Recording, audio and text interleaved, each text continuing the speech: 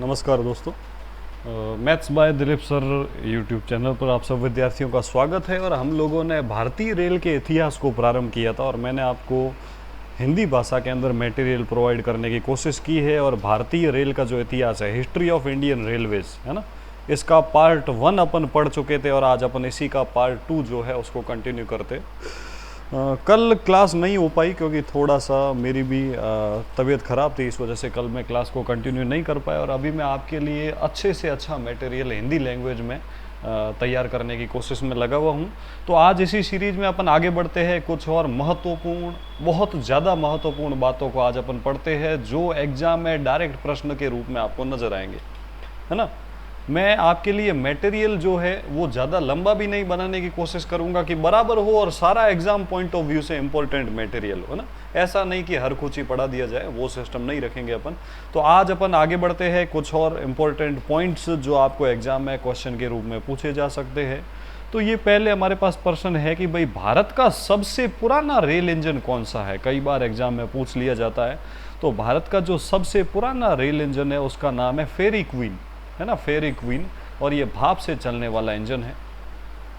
तो ये बहुत ही इंपॉर्टेंट पॉइंट है, सबसे पुराने रेल इंजन का नाम आपको पता होना चाहिए, फेरी क्वीन। अब आप में से काफ़ी लोगों के दिमाग में चल रहा होगा कि जब भारत की सबसे पहली यात्री रेल जो चली थी उसके तो जो 3 इंजन थे उनका नाम आपने बताया था, क्या बताया था आप बताओ भाई, है ना, सिंध, साहिब और सुल्तान। अब आप बोल रहे हो सबसे पहला इंजन फेरी क्वीन था, ये कैसा।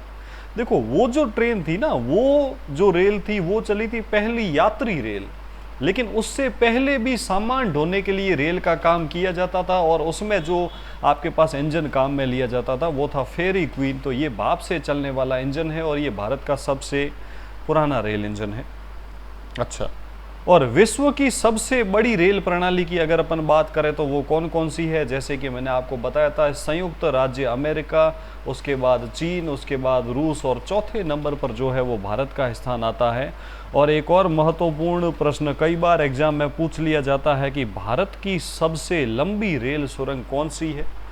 तो ये पीर पंजाल पर्वत श्रेणी के अंदर बनिहाल रेल सुरंग के नाम से, ना, कभी कभार इसको पीर पंजाल रेल सुरंग भी कह दिया जाता है या बनिहाल रेल सुरंग के नाम से जानी जाती है, जो भारत की सबसे लंबी रेल सुरंग है। और इसकी जो कुल लंबाई है वो लगभग 11 किलोमीटर है। एक एक पॉइंट बहुत ही इंपॉर्टेंट है और एग्जाम में पूछा जा सकने वाला है। और अगर आपको विश्व की सबसे लंबी रेल सुरंग बोले तो उसका नाम है गोथार्ड रेल सुरंग और ये स्विट्जरलैंड में पड़ती है और इसकी लंबाई जो है वो लगभग 57 किलोमीटर है। भारत की सबसे लंबी रेल सुरंग है बनिहाल या पीर पंजाल रेल सुरंग, जिसकी लंबाई 11 किलोमीटर है। और विश्व की सबसे लंबी रेल सुरंग है गोथार्ड रेल सुरंग, जो स्विट्जरलैंड में पड़ती है और जिसकी लंबाई है 57 किलोमीटर। आगे बढ़ते हैं अपन। जैसे कुछ और इम्पोर्टेंट पॉइंट है आप लोगों के सामने, जिसमें बोला है अगर आपको प्रश्न पूछ लिया जाए विश्व की सबसे लंबी समुद्री रेल सुरंग कौन सी है, जो समुद्र में से होके निकलती है, तो समुद्री जो रेल सुरंग है वो है सीकन रेल सुरंग और ये जापान में पड़ती है और इसकी लंबाई जो है वो 54 किलोमीटर है। और यह रेल सुरंग जापान के 2 द्वीपों को आपस में जोड़ती है, होन्शु और होकांडो द्वीप।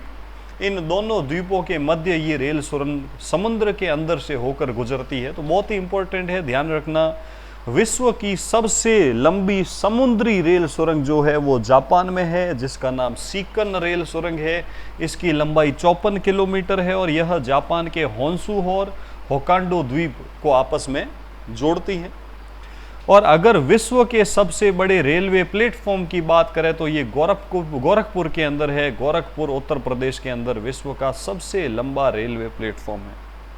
अच्छा, और इससे पिछले क्लास के अंदर मैंने आपको ये पॉइंट बताया था कि भारत की सबसे लंबी दूरी तक चलने वाली जो ट्रेन है वो है विवेक एक्सप्रेस और ये असम के डिब्रूगढ़ से लेके कन्याकुमारी तमिलनाडु तक चलती है। तो ये हमारे पास विश्व की सबसे ज़्यादा दूरी तय करने वाली, भारत की सबसे ज़्यादा दूरी तय करने वाली ट्रेन है। और यह भारत का सबसे लंबा रेल मार्ग पूछे तब भी यही है, डिब्रूगढ़ से लेके कन्याकुमारी तक ये भारत का सबसे लंबा रेल मार्ग है। और भारत में रेलवे बोर्ड जो है इसकी स्थापना 1905 में की गई, ये तो आप सब लोग जानते हैं, लेकिन किसके द्वारा की गई, लॉर्ड कर्जन के द्वारा, है ना। तो ये बहुत ही इंपॉर्टेंट है। लॉर्ड कर्जन ने भारत में रेलवे बोर्ड की स्थापना की थी। रेलवे बोर्ड की स्थापना लॉर्ड कर्जन द्वारा 1905 ईस्वी में की गई। तो किस प्रकार आपको एग्जाम में प्रश्न घुमा फिरा कर पूछे जा सकते हैं, आपको ये बात अच्छे से समझ में आ रही होगी। तो भारत में रेलवे बोर्ड की स्थापना कब की गई, ये तो सबको पता है 1905, लेकिन उस समय गवर्नर जनरल कौन थे, तो लॉर्ड कर्जन थे। तो क्वेश्चन ऐसे आपको घुमाकर भी पूछा जा सकता है। अच्छा, अगला महत्वपूर्ण बिंदु है आपके सामने, जो ये है कि अगर आपको पूछे कि भारत के किस राज्य में सबसे ज्यादा रेल मार्ग फैल रखा है, तो वो है उत्तर प्रदेश के अंदर, है ना। उत्तर प्रदेश के अंदर जो है सबसे ज्यादा रेल मार्ग की लंबाई उत्तर प्रदेश के अंदर है। और पहला स्वतंत्र रेल बजट किसने प्रदर्शित किया था, तो वो हमारे पास रेल मंत्री थे जॉन मथाई, जिसने पहला रेल बजट जो है वो प्रस्तुत किया था। तो इनका नाम भी आपको पता होना चाहिए। और भारतीय रेल का जो आदर्श वाक्य है वो है life line for the nation, या life line of the nation. ये भारतीय रेल का आदर्श वाक्य है, ये आपको ध्यान रखना है ना। टैग लाइन जिसको अपन बोलते हैं ना, टैग लाइन।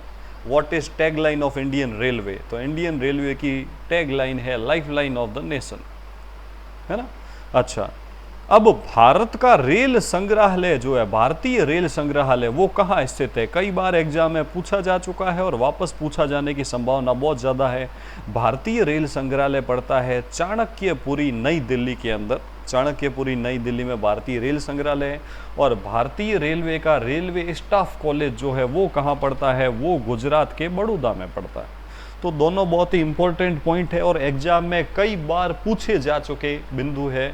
और मैं उम्मीद करता हूँ आप सब इन बिंदुओं को अच्छे से कंठस्थ भी कर रहे होंगे, और जो भी मैं आपको बातें पढ़ाता हूँ इनका आप वापस अच्छे से रिवीजन भी करते होंगे, है ना। तो ये कुछ मैंने इंपॉर्टेंट बातें जो है वो आपको समझाने की कोशिश की। आगे बढ़ते हैं कुछ और इंपॉर्टेंट पॉइंट मैं आपको आज समझाने की कोशिश करता हूँ।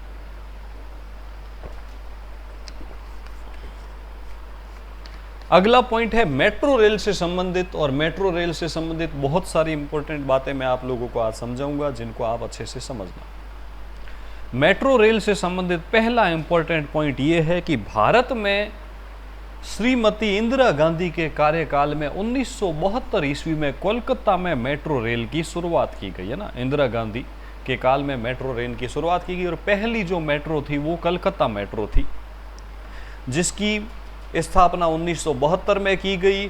और यहाँ पे पहली मेट्रो, है ना, पश्चिम बंगाल में दमदम से टोलीगंज के मध्य पहली मेट्रो चलाई गई। और कलकत्ता मेट्रो जो है वो भारत की पहली भूमिगत रेलवे भी है, या भूमिगत मेट्रो भी है, ये भी ध्यान रखना। तो कितनी सारी बातें हमको यहाँ पता चली कि भारत की पहली मेट्रो ट्रेन कौन सी है, तो वो है कलकत्ता मेट्रो उस समय। और ये इस समय प्रधानमंत्री कौन थी, तो श्रीमती इंदिरा गांधी। 1972 में यह प्रारंभ की गई, जो दमदम से टोलीगंज के मध्य चली, और यह भारत की पहली भूमिगत रेलवे है, या भूमिगत मेट्रो भी है, देखो, है ना। उसके बाद वर्ष 2002 में कलकत्ता मेट्रो के तर्ज पर दिल्ली मेट्रो भी चलाएगी, और जो भारत का सबसे बड़ा रेलवे नेटवर्क वर्तमान में दिल्ली मेट्रो है ना। और इसके बाद में बेंगलोर के अंदर भी मेट्रो ट्रेन चलाएगी। बेंगलोर मेट्रो की स्थापना वर्ष 2011 में की गई। और बेंगलोर मेट्रो जो है उसको जब प्रारंभ किया गया था तो उसका नाम रखा गया था नम्माहल्ली नाम से बेंगलोर मेट्रो को प्रारंभ किया गया था। और नम्माहल्ली का मतलब क्या होता है, नम्माहल्ली मेट्रो का अर्थ है हमारी मेट्रो, है ना। नम्माहल्ली के नाम से बेंगलोर मेट्रो को वर्ष 2011 में प्रारंभ किया। तो ये कुछ इंपॉर्टेंट पॉइंट है कि भारत की पहली मेट्रो कौन सी है, कोलकाता मेट्रो। भारत की पहली भूमिगत रेलवे कौन सी है, वो भी कलकत्ता मेट्रो है। पहली मेट्रो कलकत्ता मेट्रो की स्थापना कब की गई, तो 1972 में। उसके बाद में बात करें कि दिल्ली मेट्रो की स्थापना कब की गई, तो वर्ष 2002 में। बेंगलोर मेट्रो की स्थापना कब की गई, वर्ष 2011 में, और जिसको नम्माहल्ली के नाम से इसको प्रारंभ किया गया था। और नम्माहल्ली का मतलब है हमारी मेट्रो। आगे बढ़ते हैं, कुछ और महत्वपूर्ण बिंदु जो आपके सामने है, और जिसमें यह है कि अब तक भारत में कौन कौन सी मेट्रो रेल जो है उनकी शुरुआत की जा चुकी है। तो कलकत्ता मेट्रो, उसके बाद मुंबई, नई दिल्ली, बेंगलोर, जयपुर, चेन्नई तथा लखनऊ शहर में मेट्रो रेल सेवा प्रारंभ की जा चुकी है, ये बात आपको ध्यान रखनी है। और वर्तमान में हैदराबाद में भी मेट्रो ट्रेन जो है वो सबसे लेटेस्ट ट्रेन, जिसका उद्घाटन नरेंद्र मोदी के द्वारा 28 नवंबर 2017 को किया गया, ये भी इसके साथ शामिल है। और उत्तर प्रदेश की अगर अपन बात करें तो उत्तर प्रदेश में गाजियाबाद, नोएडा और उसके बाद में लखनऊ तीसरा ऐसा शहर बना है, यानी पहले गाजियाबाद और नोएडा में मेट्रो रेल आई है ना। तो मेट्रो रेल उत्तर प्रदेश में पहले गाजियाबाद और नोएडा में आई और वर्तमान में लखनऊ मेट्रो भी प्रारंभ की गई। लेकिन ये गाजियाबाद और नोएडा की जो मेट्रो है ना, ये दिल्ली मेट्रो के अंदर आती है, क्योंकि ये दिल्ली एनसीआर जो है वो गाजियाबाद और नोएडा तक पहुंच चुका है, तो ये ध्यान रखना। तो ये दिल्ली मेट्रो का हिस्सा है, लेकिन लखनऊ मेट्रो अलग से प्रारंभ की गई। तो टोटल कितने ऐसे शहर अभी तक हमारे सामने हैं जिनमें मेट्रो ट्रेन चल रही है वर्तमान में? तो 1, 2, 3, 4, 5, 6, 7 और उसके बाद 8, 9 और वर्तमान में अगर कुल शहरों की बात करें तो ध्यान रखना अब तक वर्तमान में लगभग 13 शहरों के अंदर मेट्रो सेवाएं प्रारंभ की जा चुकी है। और लेटेस्ट जो है सबसे नवीनतम मेट्रो वो प्रधानमंत्री श्री नरेंद्र मोदी के द्वारा हैदराबाद में मेट्रो ट्रेन जो है वो प्रारंभ की गई, जो सबसे लेटेस्ट मेट्रो ट्रेन है, जो 28 नवंबर 2017 से प्रारंभ की गई है ना। इसके साथ ही अन्य भी कई स्थानों पर मेट्रो सेवाएं प्रस्तावित है, लेकिन आपको ध्यान रखना है अभी वर्तमान में लगभग 13 शहर में मेट्रो ट्रेन जो है उनकी सुविधाएं दी जा चुकी है, जिसमें से सबसे नवीनतम मेट्रो है हैदराबाद मेट्रो और सबसे पुरानी मेट्रो है कलकत्ता मेट्रो और सबसे बड़ा रेलवे का जो मेट्रो का नेटवर्क है वो है दिल्ली मेट्रो का। चलो, तो ये अपन ने कुछ मेट्रो से संबंधित आज बहुत सारी महत्वपूर्ण बातें की और मैं उम्मीद करता हूँ आप सबको ये बातें बहुत ही अच्छे से समझ में आई होगी। आप इन सारे महत्वपूर्ण बिंदुओं का अच्छे से रिवीजन भी जरूर करें। मैं और अच्छा कंटेंट आपके सामने अगले लेक्चर में लाने की कोशिश करूंगा। तब तक आप पढ़ते रहिए, अच्छे से अपनी तैयारी रखें। ज़्यादा नहीं तो 8 से 10 क्लास के अंदर मैं आपका संपूर्ण हिस्ट्री जो है इंडियन हिस्ट्री और DFCCIL की हिस्ट्री 8 से 10 क्लास के अंदर बहुत ही अच्छे से कवर करवाने की कोशिश करूंगा और एक ऐसा मटेरियल मैं आप लोगों के सामने लेके आऊँगा जहां आपका सब लगभग सारा ऐसा अच्छे से कवर हो जाएगा।